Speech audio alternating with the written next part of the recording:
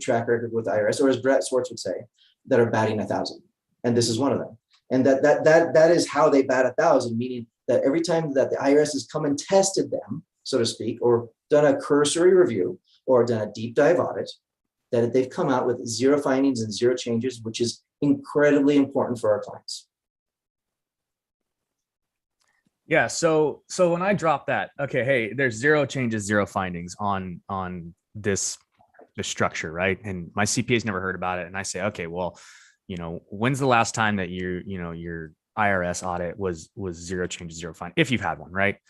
And they kind of look and they're like, okay, well, there's some legs to that. What other legs are there, and what other precedences are there for this trust to have such legitimacy? So I think another strength to support this, one of the items that we like to provide our clients is oftentimes a legal opinion letter. You can have that's provided by the Campbell Law Firm as well, or you can go and get your own legal opinion letter from your own legal counsel, which would be a third party and independent legal counsel. A legal opinion letter is just somebody else doing a deep dive on your behalf who has no ulterior motive and no ulterior allegiances outside of representing you as the client. And they can look into your very specific scenario and situation, which might be different from everybody else's, and can give you an opinion whether or not what you hope to accomplish can be accomplished through this strategy. We recently had a client that did that. And that's not something that we can publicly share because that was something that our client paid for, right? You may request it from Campbell Law Firm directly. They have one that they've done for their other clients. But this is something that oftentimes for individuals that are having a sizable enough transaction, it warrants, and let's not call it, it's not literally insurance, but it's almost like getting assurance that another pair of eyes independently has looked at it in an unbiased way and found or deemed it to be valid for your case. So that is something that can be done. You can get a legal opinion letter from private counsel, or you can read other legal opinion letters that have been issued in the past. I think, Pierce, another thing that's incredibly important is the ability to see what due diligence other people have done. We heard last week a couple of weeks ago, we had David Young here on the call. And David Young and his team, him being not just a financial advisor, but a money manager, which is a different thing, right? And one of the most prestigious money managers in the nation, he and his legal team spent vast amounts of money over a 2-year period. And they were able to find and discover that this was good for them. And they even decided to join part of the inner council of what we have here with the DST, simply because not only did they find that it would be a good thing for him and his business sell, which was a very substantial and large sell, substantial and large enough that he paid one of the most prestigious law firms, tax law firms in the country, to go and review it for 2 years before they pulled the trigger, sold their business, and utilized the Deferred Sales Trust to do that. So learning how other people are doing it and how it fit for them isn't always an exact fit for you and your business or your home or your property or whatever it is that you're selling, but it's helpful to understand how what worked for them may relate to what you're doing. Yeah, absolutely. Absolutely. With that, I want to open it up for questions. Does anyone have any questions? Shane, I know you have a question. My question is, one of the things we talked about using once you've moved the money into a deferred sales trust is you usually structure that around a note that promises a certain amount to the client. Now, if you take those investments and you turn around and invest those funds into another business, how can we still continue to promise that the note holder those same returns? So let me paint the picture a little bit more so that we can fill in some of the dots and just add some of the more puzzle pieces, right? So that we can catch an image and maybe fit the rest together for you. So Shane has a client that has an existing deferred sales trust. And the client maybe has $1 million in the trust. And this particular client may be interested. He has not been presented the idea before of investing in non-marketable securities. We've discussed the liquidity requirement of 20% of the promissory note or the original asset that was moved into the trust. We've discussed that liquidity requirement. So he must maintain at least 20% marketable securities or other cash or cash equivalent or liquid assets, right? Now, should he decide to go buy some real estate, might want to use Rebecca here, or might want to use Pierce or Brett Swarts or anybody else, right, to go buy some real estate. And that's going to kind of lock up part of what was otherwise invested in marketable securities. Shane's question is, hey, if he's got an 8% promissory note, what is the expectation for the client for that 8% promissory note of being able to invest in the market right now with the market doing the loop-de-loops that it's doing, right? And provide or be able to honor that payment. Now, I guess one qualifying question right now, Shane, is the client currently taking the interest income on that promissory note? They will be taking it in another month or two. Okay, so in another month or two, they're going to kind of retire. They're going to be taking income out, right? Okay, correct. Very good. Now, as we understand, think of this from a portfolio standpoint, Shane. We have a lot of different assets here in this pie, and right now we've got it all in marketable securities, but we're going to change some out. Let's say we go buy some interest in another business, we go buy some real estate, we go buy some things that are not liquid, right? And then we maintain the 20%.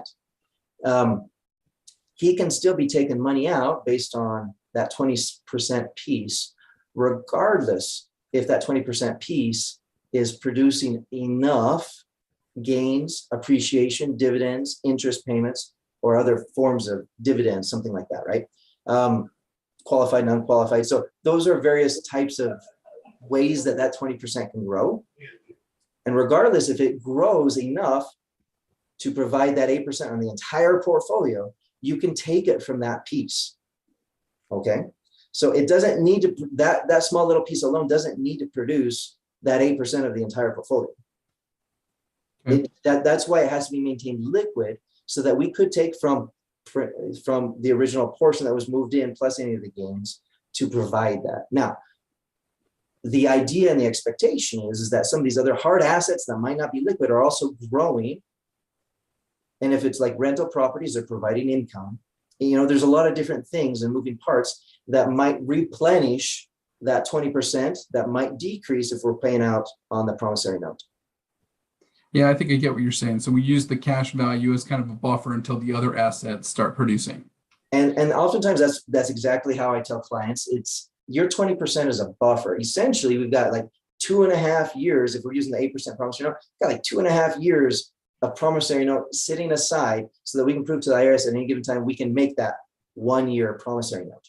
So it's a conservative standpoint should other assets not be able to be liquidated for a couple of years. Very now, cool. as a financial advisor and as a trustee, the goal here is to be able to manage those other assets so that maybe because it's multifamily, whatever, there's other income, and it's not just the appreciation that we're looking for you have to build an investment plan around your client's goals and objectives and make sure that it's suitable and that all of these things fit together. Your client who's hoping to retire and sell off into the sunset, though he might have interests in a lot of different types of investments, we need to ensure that we're able to meet his income goals at the same time. Hey, Jake, as a question kind of correlated to that, say in the situation, Jake or Shane's client invests in a business with the 80%, so $800,000 goes into a business. It's a startup, whatever it is, the business goes bankrupt. How does that work with the promissory note stating that the trust owes $1 million to Shane's client, and then now the trust only has the $200,000 because this business went bankrupt? How does that work? Think of the business trust as a business itself, and that would be a loss. Okay, so it would just flow through as a loss, basically? That'd be a substantial loss, and we could flow that through, yes. Okay, awesome. Now, again, there's a little bit of magic here in the sense that you have some control over timing, and you can time it. Obviously, you can carry losses forward, right? But you can also have a little control over the timing should he have another year that he has a lot of gains.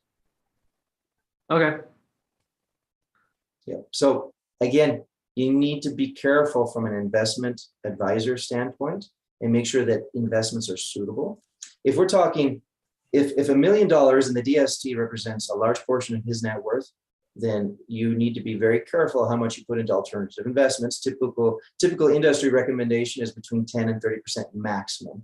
Now, if this $1 million only represents a part or a small piece of his overall net worth, because he has a lot of other assets everywhere else, then it would be possibly suitable and okay to take 800,000 and put it into a business that could, as you mentioned, have the potential to go out of business.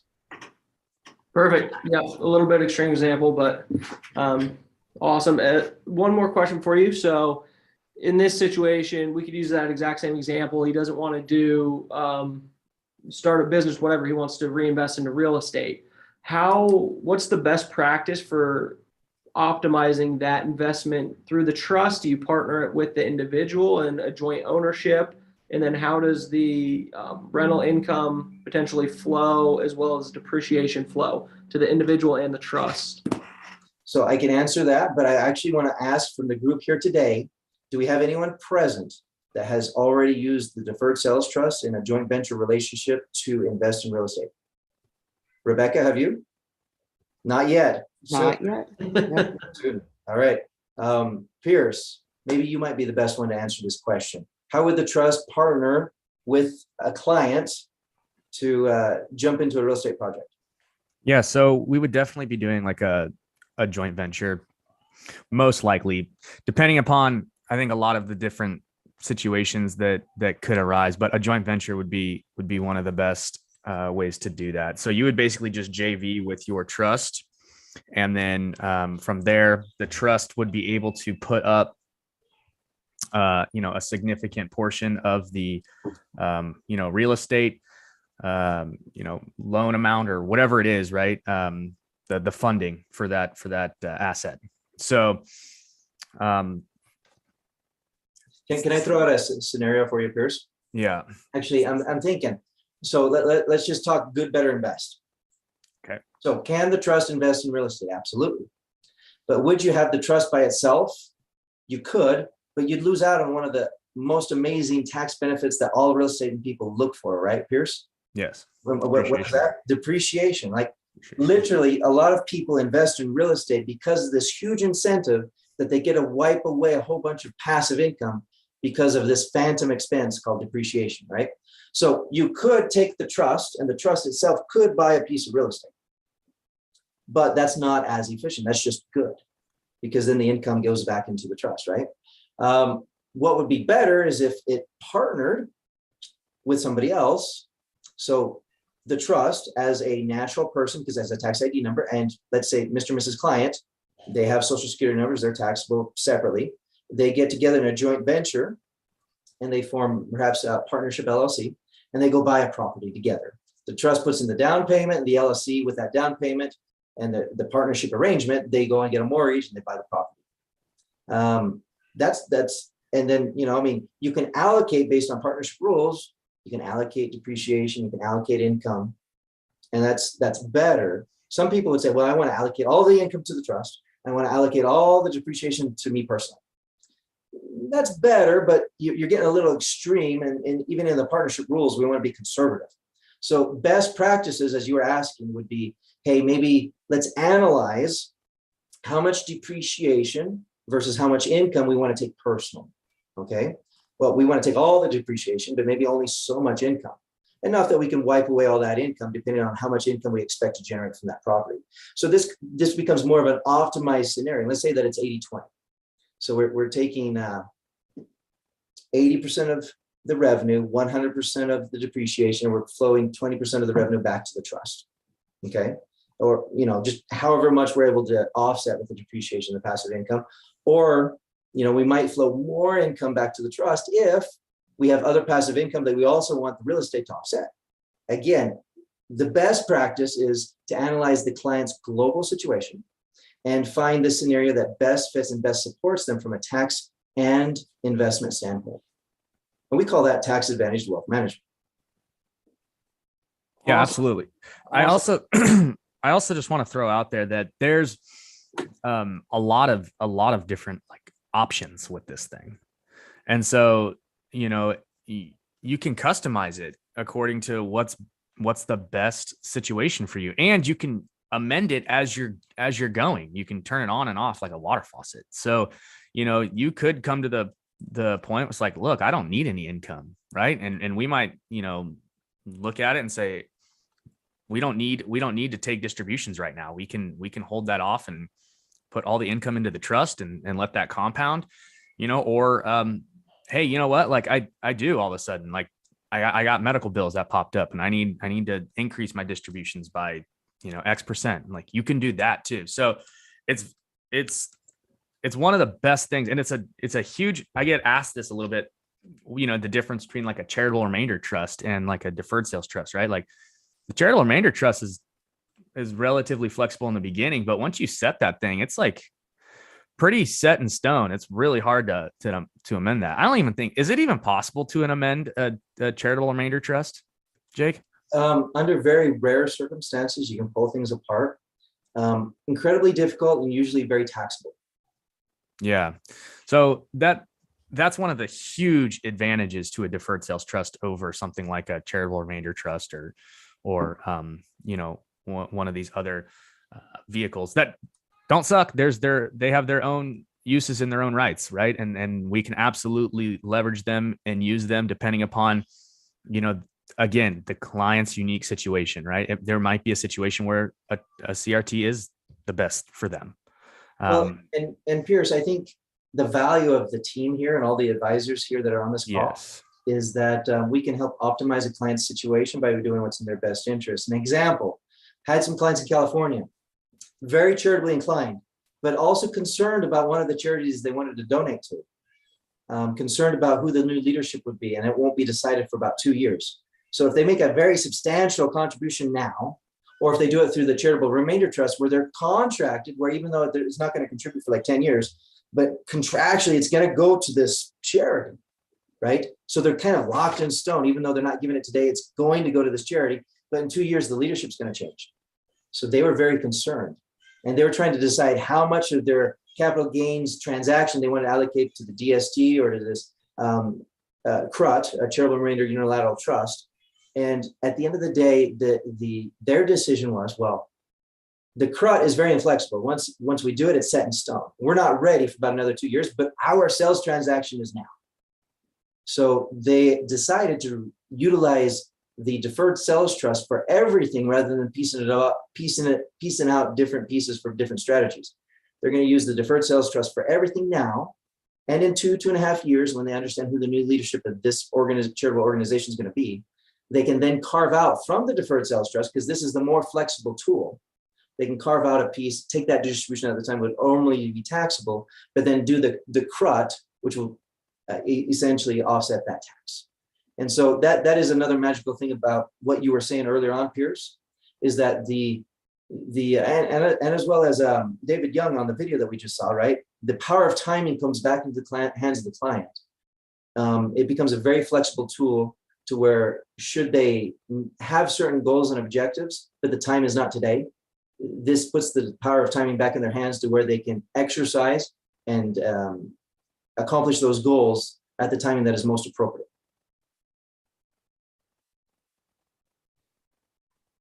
Awesome. Any other questions? Thank you so much for talking a little bit about the charitable unilateral trust. Is that what you said? Is that what it's called? Yeah, so there are the two most common forms of charitable remainder trusts are the CRAT and the CRUT. The CRAT is a charitable remainder annuity trust, and the CRUT is a charitable remainder unilateral trust. Now, if like your goals are pretty in the near future and the age of the client is up there in years, a lot of times the annuity version is a little bit more substantial for them. And if the client's goals are to shift income to maybe their kids or something of that nature for a period of time, then the CRUT is usually utilized. Now, in both scenarios, you essentially are going to end up donating up to 70% or more of the overall asset to a charity. It's just all about controlling the time of it and getting the deduction today for doing it. Should you want to leave your assets or your legacy to somebody other than a charity, but to like your own family, to your legacy, then oftentimes people get, sometimes the CRATs and the CRUTs or CRTs in general are oversold and almost abusively sold to people that it's not appropriate to sell it to them under the guise of tax savings. Now, they definitely serve their place. And if somebody is up there in age and they don't have a family or a legacy, or they choose not to leave it to their family, then a CRAT and a CRUT does very efficiently provide them a tax savings today and allow for them to designate income now to themselves or to somebody else, like a second spouse or something of that nature, right? For a period of time until that person's death or a number of years, and then it can kind of be sent off to the charity. And a lot of times they use the asset for income purposes, and then the bulk majority, up to 100 or down to 70% of the bulk majority of the asset, then gets distributed to the charity. For most of our clients on the DST, it's individuals who have a different set of goals. They may also be charitably inclined, but they're wanting to reinvest because this is a business trust. Now, some clients just want to sell off into the sunset and retire and use this to control the amount of taxable income they receive every year. And it works for that too, because in essence, the business purpose is still reinvesting in marketable securities or other instruments to accomplish that income goal. But by and large, we have a number of clients who want to reinvest in real estate, who want to help and support other companies, who want to, hand out, when I say hand out, high interest loans so that they're continually growing this asset. And it's an appropriate cause because they're producing more jobs, they're increasing the cash flow and the transfers in the market and the economy, and they're helping the community. They're helping the community. Exactly. And the way this business trust is set up, they're allowed to do that until they take it for something personal. And then at that point in time, it's just a K-1 distribution. They pay as taxes went in or were deferred going in, they then pay those taxes coming out. It's very interesting because right now, Brent and I are talking to somebody that is in a situation in regards to like community. They have a business that they want to help the community, the art community. And so she is looking for some sort of donors of like $3 million. So I've never heard of the charitable. We haven't gotten that far yet, so I hadn't heard of that. So I appreciate that information. Absolutely. There are a number of charitable tax saving strategies or tax deferral strategies, or it's not necessarily the correct way to say tax elimination or anything like that. It almost sounds like avoidance, right? But there's a number of different things that the government has provided because of how charities take care of the communities and everything else. And as an incentive to high income individuals and business owners, there's a lot of different things, not just the CRTs, but there's other things out there as well. We assisted a client in California who had some inventory that they could not use, and he received a deduction by donating that inventory to a nonprofit in Colorado that then turned that material into masks for a variety of medical clinics. And so anyway, there's a lot of things out there that are available, and sometimes it makes sense to utilize the trust in conjunction with these other strategies to have an overall better outcome for our clients. Again, the magical thing that I always tell people about the trust is it gives you power over timing. And should you want to take a taxable transaction, a K-1 distribution in a certain year, there might be some of these charitable strategies or an oil and gas strategy or some of these other tax mitigating strategies that you can incorporate in conjunction with the charitable, with the Deferred Sales Trust as the primary tool. Thank you so much, guys. Absolutely. Yeah, that's great. Again, we just try to help people solve, or we help, I won't call them problems, because they have goals that they're wanting to accomplish. We help provide solutions that enable them to accomplish their goals in a more tax efficient way. You guys are the bridge builders. Like, these people are on an island with all this cash that they don't want to take out because they're afraid they're going to get taxed. And then there's the government, and you guys are the bridge builders. I like that. Thanks. I could be a bridge builder. Yeah. Interesting. And I, to that point, I think what the biggest value is like with this whole mastermind is just getting that type of information. But also when you start doing and working with us, you get that team. That team is critical, right? Like you got Brett and you got Jake, who are just amazing at their craft. And then you get Todd and you get people like David Young, and you surround yourself with these people that are just amazing people, and they are able to provide solutions and ideas and just different ways of thinking about things, perspective, that you wouldn't get with your ordinary. And I'm not saying anyone's ordinary or whatever, right? But there's tiers, right? And when you start playing with people that are in the higher tiers, especially if you start getting up there, like you have to have the knowledge and the skill set and the team that can, play. Like, someone who's playing in the minor leagues versus someone who's playing in the major leagues they're not, one's not necessarily a better person or whatever, but one's definitely got more skills and the others that can provide more things. And so you want to surround yourself with those people that can bring you up in those tiers and start playing in those bigger leagues. And I think that's what one of the main things that we bring is we bring that team that can build everyone up. Like a rising tide raises all ships. And so, get those team members that are around you that can bring you up, and it's an amazing thing what can start happening.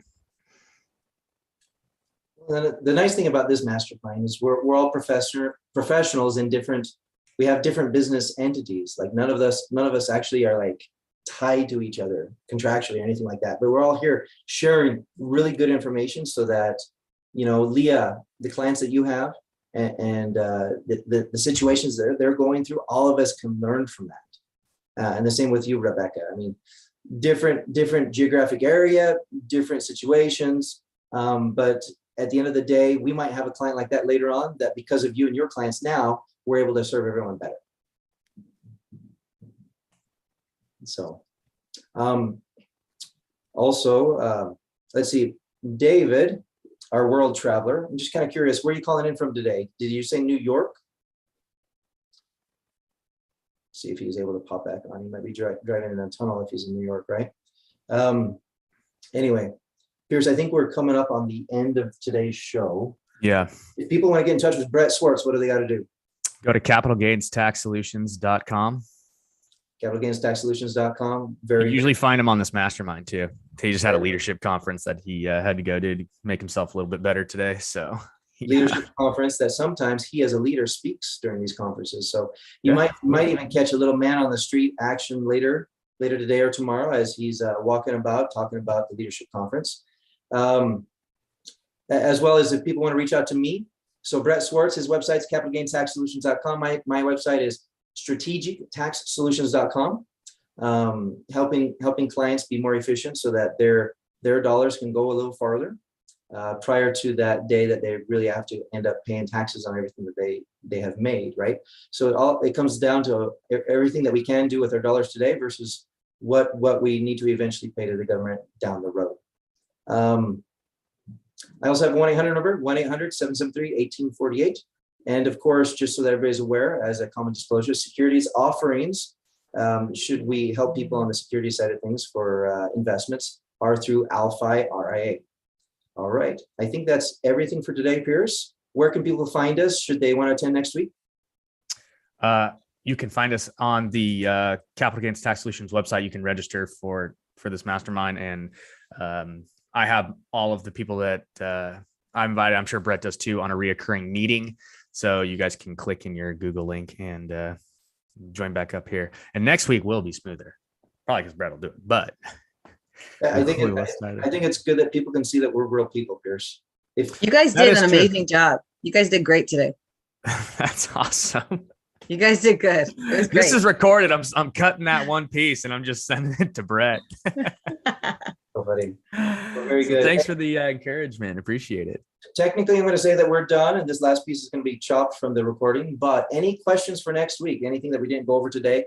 Or if there are questions that are unrelated to the Deferred Sales Trust, but are about taxes and financial products in nature, you can definitely reach out to my team, as well as to a few people that are here. Shane Kelly and Brian and Brennan Newton are members of my investment team. So go ahead, A Leah. quick question. I heard, and again, this is all new. I said I'm an infant in all this, but 1033, 1031, and then tax deferment. Maybe if you guys can do something next week, kind of versus. Okay, 1031, 1033, or you're talking about the life insurance 1035? Oh, 1035. Sorry. Yeah. Yeah, more than happy to touch on that. We can probably do that in 2 to 5 Next week. minutes. Mhm. Yeah. Whenever. You ask for ideas for another show. If you guys ever want to do like, versus, and it kind of, so I can kind of understand a little bit more about that. That'd be cool. And it's very similar tax code. It just talks about the rollover that includes basis, appreciation, and cash value. More than happy to go over that next week. Just you need to be here to bring it up so that we'll discuss it. Okay. Sounds good. Cool. All right, you guys. Well, thanks again for coming to the masterclass. And as always, we believe most high net worth individuals and their professional teams struggle to help clarify their capital gains tax deferral options. Not having a clear plan is the enemy. And using a proven tax deferral strategy such as the Deferred Sales Trust is the best way to create, preserve, and grow your wealth. So I like it. That one's a take. That one's a take. That one's a take, guys. All right. Thanks again. Rate, review, subscribe, and show up next week, guys, when we'll see you soon. Bye-bye. Bye.